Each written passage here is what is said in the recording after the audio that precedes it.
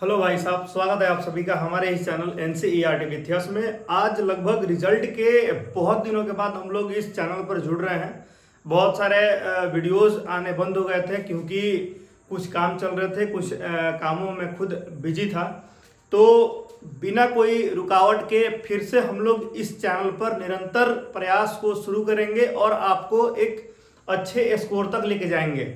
हर एक सब्जेक्ट का वीडियो मैं अपलोड करता हूं। हालांकि मैं पहले क्या करता था कि बहुत कम समय के लिए वीडियो अपलोड कर पाता था। जैसे कि मान के चलिए कि अगर आपके एग्जाम आ रहे हो, जब करीब लगभग 20-25 दिन बच गया हो, तब मैं बीवीडी कराता था सिर्फ इस चैनल पर।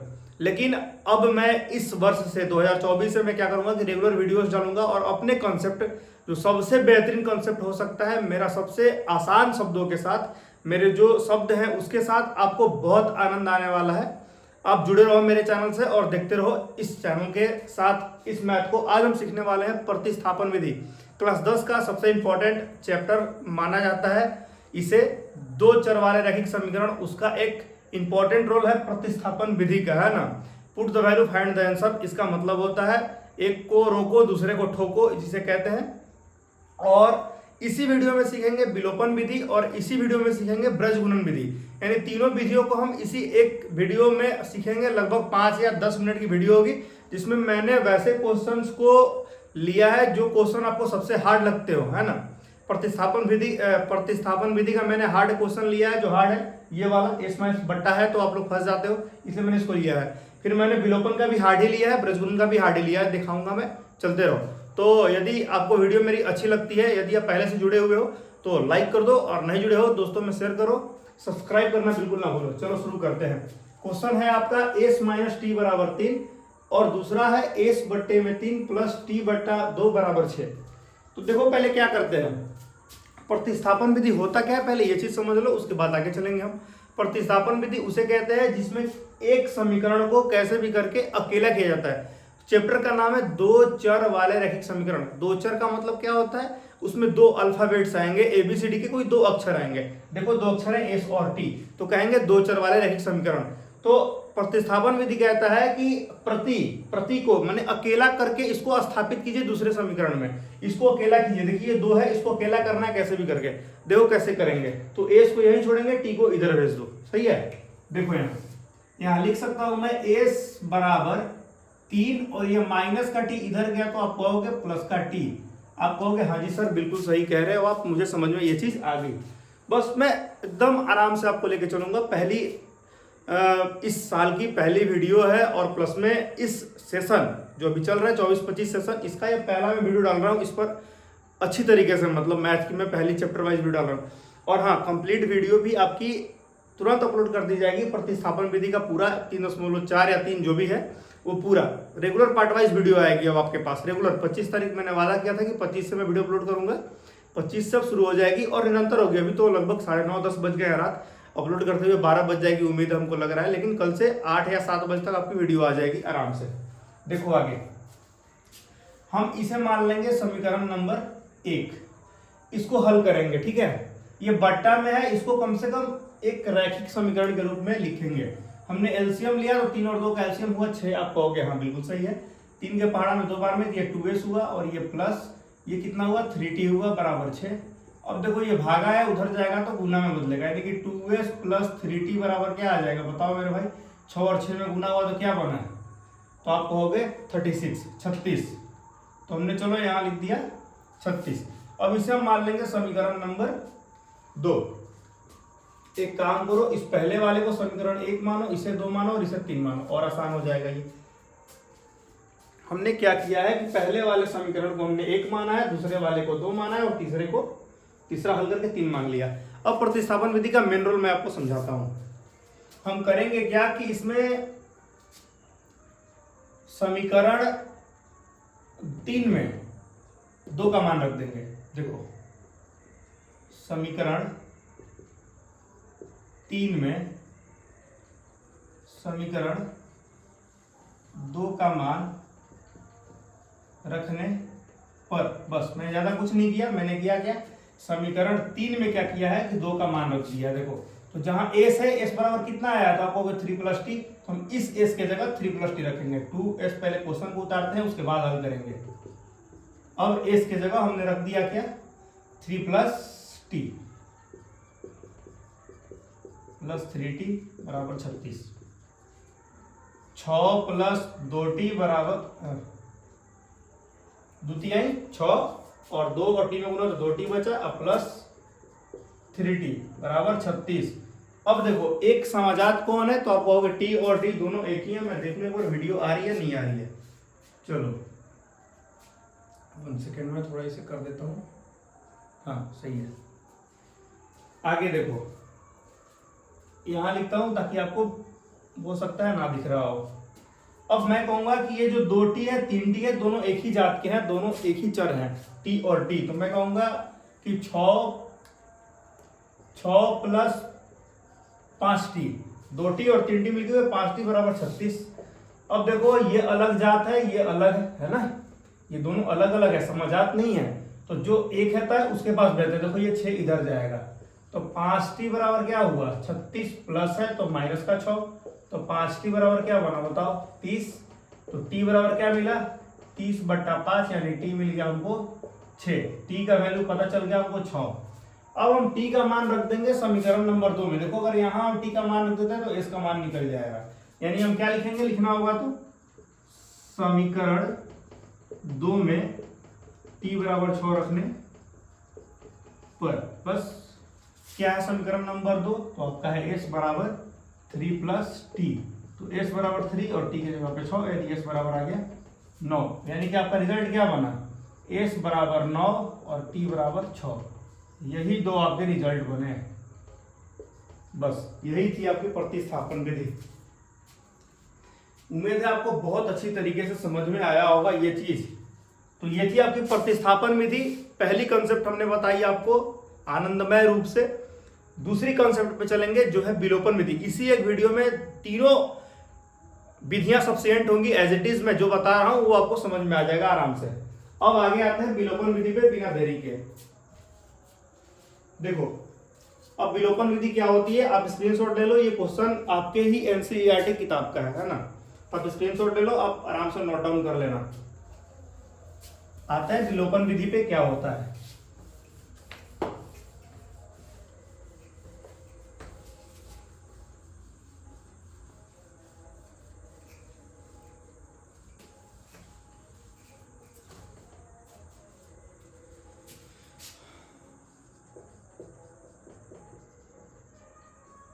विलोपन विधि, विलोपन विधि क्या है इस चीज को समझिए बहुत आसान भाषा में, उसके बाद आप आगे आराम से कर लोगे जो है सो। ठीक है, सारे क्वेश्चन हल कर लोगे क्योंकि मैं जितने हार्ड क्वेश्चन इसमें वो सभी करा रहा हूँ। बट्टे वाले क्वेश्चन जो लगता है कि बहुत से बच्चों को लगता है सर इसमें दशमलव है तो ये नहीं बन पा रहा है, ये इसमें बट्टा है तो नहीं बन पा रहा है, तो ज्यादा कुछ दिक्कतें नहीं होती है उन सब चीजों में। आप आराम से देखोगे बन जाएगा। देखो क्या कर रहा हूं मैं, विलोपन विधि है क्या, पहले ये चीज समझ लो आप। विलोपन विधि का मतलब होता है कि दो चर वाले में से किसी एक चर को प्लस करके या माइनस करके कटा देना। किसी एक चर को कैसे भी कटाना है हमें, और आप समझो कैसे कटाओगे आप। यदि दोनों जोड़ में है तो क्या करोगे कि एक को समीकरण को घटाकर कटाओगे, और यदि पहले से ही एक घटाव में एक जोड़ में है तो ऑटोमेटिकली कट गया, बराबर होने चाहिए। जैसे अगर x है तो नीचे वाले में भी x होना चाहिए, अगर ऊपर वाले में 2x है तो नीचे वाले में भी 2x होना चाहिए। चरपद बराबर होगा तभी कटेगा मेरे भाई, नहीं तो नहीं कटेगा, ये चीज आप जान लो। चलो देखो क्वेश्चन लिखता हूं उसके बाद बनाता हूं। x/2 प्लस 2y/3 बराबर 1 और दूसरा है x - y/3 बराबर 3। देखिए यही क्वेश्चन है आपके पास विलोपन विधि का, एनसीईआरटी किताब का ये क्वेश्चन है। इसको ये कैसे हल करेंगे, सबसे पहले हम क्या करेंगे कि इसको तोड़ेंगे। एलसीएम होगा 6, 2 के पहाड़ा में 3 बार में यानी कि 3x, और ये होगा 4y बराबर 1। ये भागा उधर गया तो गुना, तो 1 छक्का 6, इसे मान लेंगे समीकरण 1।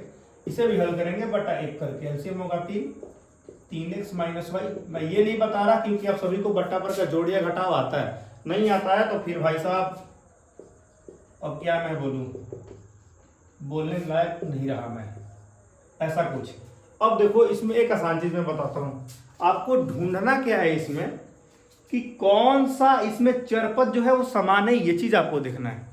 कौन सा चरपद समान है, इक्वल कौन है, ये आप देखो और आपका क्वेश्चन वही खत्म हो जाएगा। अगर मैं समीकरण 1 को पढ़ूं तो आता है 3x प्लस 4y बराबर 6। 2 को पढ़ूं तो आता है 3x माइनस वाई बराबर 9। तो मैं अगर चरपद की बात करूं तो दो चरपद है इसमें, एक x वाला है एक y वाला है, 3x और 4y। तो मैं देख रहा हूं समीकरण 1 में भी 3x है और समीकरण 2 में भी 3x है, यानी बराबर है, लेकिन ये भी जोड़ में है ये भी जोड़ में है। तो अगर मैं ऐसे लिखता हूं कि समीकरण 1 तथा 2 से तो दोनों जुड़ जाएंगे, यानी कि 6x हो जाएगा, कटेगा तो नहीं, यानी कि सी को घटाना होगा। तो बड़ा वाला समीकरण देखते हैं है कौन। तो आप कहोगे कि समीकरण नंबर 2 जो है वो बड़ा है। तो करता हूं मैं, करूंगा क्या, लिखूंगा समीकरण 2 घटाव 1 से। क्यों किया मैंने ऐसा इसलिए किया क्योंकि 3x दोनों जोड़ में था, और जब दोनों जोड़ में था तो कटता नहीं, और नहीं कटता तो फिर दिक्कत आती। इसलिए हमने क्या किया कि कटाने के लिए हमने किसी एक पद को कटाने के लिए हमने घटाया है बड़े वाले में से छोटे वाले को, बड़े वाले में से, यानी ये 9 है, ये 3 है, ये 6 है, इसीलिए मैंने इसमें से इसको घटाया। ठीक है भाई, चलो देखो 3x माइनस वाई बराबर 9, और यहां देखते हैं क्या है 3x प्लस 4y बराबर 6। और जब समीकरण को घटाते हैं तो चिन्ह में परिवर्तन होता है, जोड़ है तो घटाओ, जोड़ है तो घटाओ, जोड़ है तो घटाओ। ये खत्म हो गया, ये घटाएंगे, माइनस माइनस प्लस होगा, चिन्ह रहेगा माइनस का, 5y आएगा, और इधर घटाएंगे तो आएगा 3, यानी कि अगर y की बात करें तो आएगा आपका 3/5, बीच में होगा माइनस। ये आपका रिजल्ट बनेगा y बराबर माइनस 3/5। तो आप किसी में मान रख दो, आपका बन जाएगा, है ना, सही है ना। 3x 2 4y 6 सही होना चाहिए। 3x माइनस वाई बराबर 3 तरीका 9, हाँ सही है। अब किसी मान रख दो, मैंने मान रख दिया, मान लो समीकरण नंबर, चलो 2 में रख देता हूँ। समीकरण 2 में y बराबर माइनस 3/5 रखने पर, सही है। क्या है समीकरण नंबर 2, 3x माइनस 4y बराबर 9। 3x माइनस वाई की जगह पे क्या रखा मैंने, माइनस 3/5 बराबर 9, यानी 3x प्लस आ गया 3/5 बराबर 9। तो 3x बराबर क्या होगा, ये माइनस उधर गया तो प्लस, उधर गया तो माइनस, हल कर लोगे। 3x बराबर क्या हो जाएगा, 5 एलसीएम होगा, 9 5 45 माइनस 3, 3x बराबर कितना आ जाएगा 42/5। तो x बराबर आएगा 42/, ये गुना इधर गया तो भागा, यानी कि 5 गुना 3 42/15 ये होगा। लग रहा है कहीं ना कहीं गड़बड़ तो नहीं रहा मेरे भाई। x/2 प्लस 2y/3 6 एलसीएम, तो 3x प्लस 2 4y बराबर 1 6 हो गया।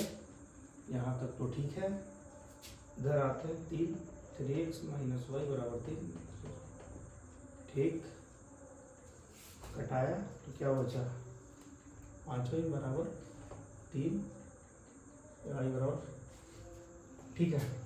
चलो, तो ये था आपका विलोपन विधि, है ना, कैसे भी कटाते हैं। मैंने ये भी हार्ड वाला लिया है क्योंकि आपको आसान लगे, है ना, इसलिए ये किया मैंने। अब आते हैं नंबर 3 पे, ब्रजगुणन।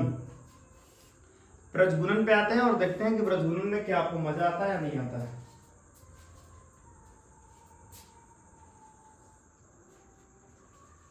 चलो करते हैं शुरू।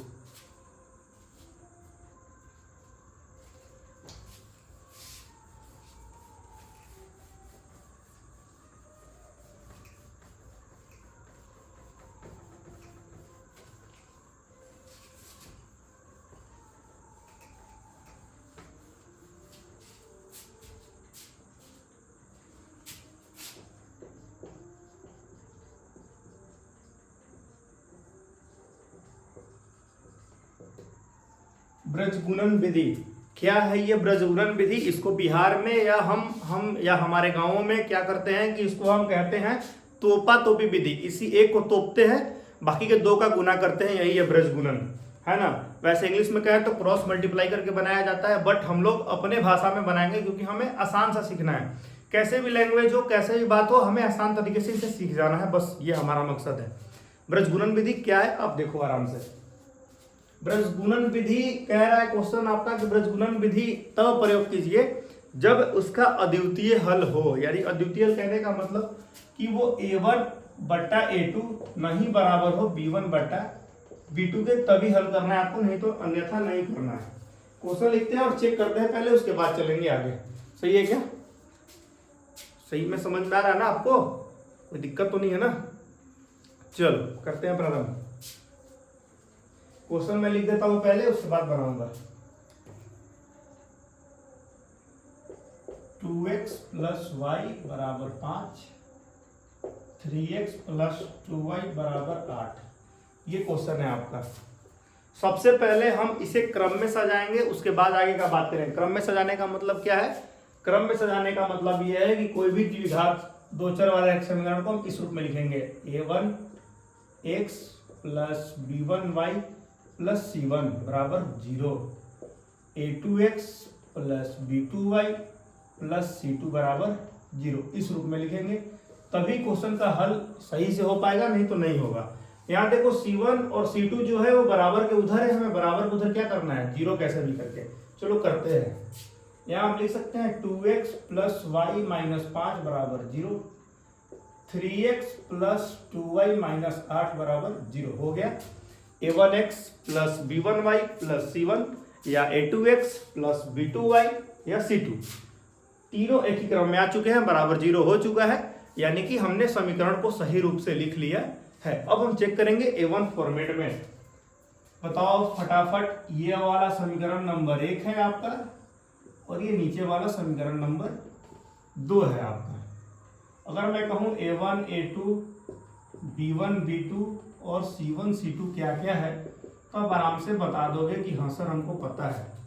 जब भी a1 a2 b1 b2 c1 c2 लिखना होता है तो हम करते क्या है कि x और y को छोड़ देते हैं, सिर्फ संख्याओं से मतलब होता है और उनके चिन्हों से मतलब होता है, प्लस और माइनस और प्लस नंबर, बस एक्स वाई नहीं लिखना होता है। तो मैं कहूँ a1, यानी कि a1 क्या है इसमें बताओ? 2 है। a2 क्या है बताओ? 3 है।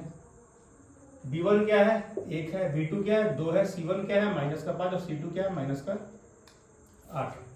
ठीक है, अब चेक करेंगे हम a1 अपॉन a2 के अंदर क्या होता है। a1 बटा a2 यानी 2 बटा में 3 बराबर, चलो लिख लेता हूँ पहले, a1 बटा a2 बराबर b1 बटा b2 बराबर c1 बटा c2, ये फॉर्मेट होता है। और इस पर चेक करते हैं हम, 2 बटा 3 बराबर 1 बटा 2, यही देखिए ये बराबर नहीं है, तो आगे का हमें चेक ही नहीं करना है, यही ये बराबर नहीं है, तो क्या लिखेंगे बताओ? अद्वितीय हल है। और जब अद्वितीय हल है आपका तो आपको करना है ब्रजगुणन विधि से हल, बस यही कह रहा है कि अगर अद्वितीय हल आ जाता है तो आप इसे ब्रजगुणन विधि से करेंगे हल। तो क्या नियम है ब्रजगुणन विधि का, बताओ हल फटाफट।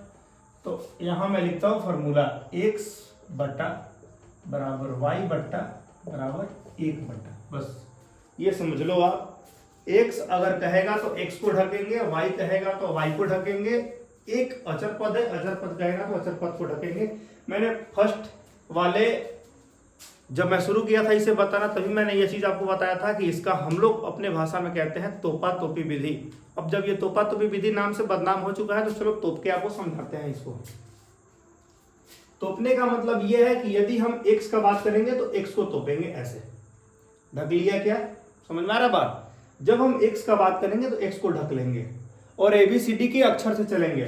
x के बाद क्या है? a के बाद क्या आता है? b, यानी कि अगर हम यहाँ लिखेंगे b1 तो नीचे वाला लिखेंगे c2, घटाओ, हो गया ये।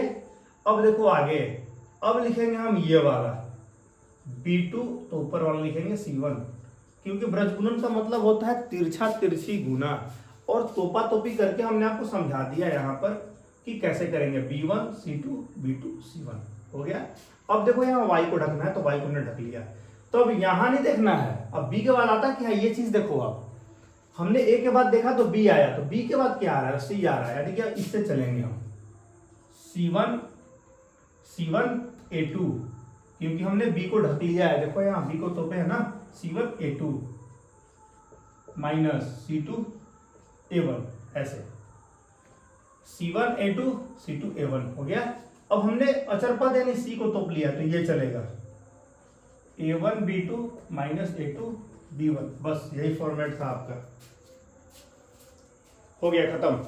ये फार्मूला आपको समझ में आ गया, समझो आपने सब चीज हासिल कर लिया, पूरे महारत हासिल कर लिया, आपने युद्ध जीत लिया, है ना।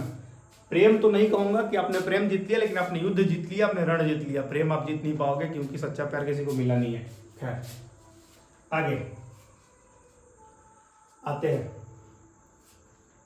तो x बटा में b1, तो b1 आपका 1 है तो 1 लिखेंगे, गुना c2 कितना है -8, तो -8 लिखेंगे, माइनस